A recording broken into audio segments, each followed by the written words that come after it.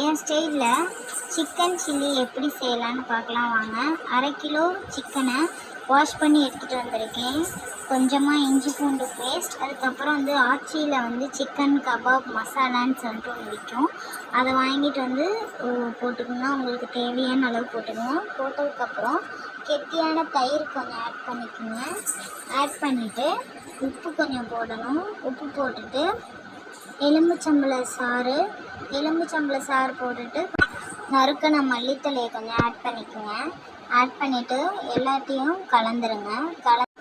அதுக்கப்புறமா 30லேருந்து 45 நிமிஷம் ஊற வைங்க.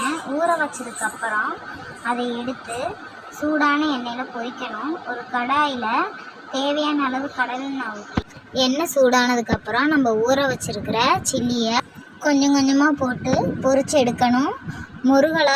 முருகலாக பொரித்து எடுத்திங்கன்னா அதிகமாக எண்ணெய் குடிக்காது. ஸோ அதுக்காக தான் நீங்கள் வேணுமா கொஞ்சம் கடலை மாவு கூட ஆட் பண்ணி எண்ணெயில் போட்டு அப்படி பொரித்து எடுத்தாலும் ரொம்பவே நல்லா தான் இருக்கும். நீங்களும் வீட்டில் செஞ்சு பாருங்கள். உங்கள் வீட்டில் இருக்க குட்டீஸ்க்கெல்லாம் செஞ்சு கொடுங்க. டேஸ்ட் எப்படி இருந்ததுன்னு கமெண்ட்டில் சொல்லுங்கள். தேங்க்யூ.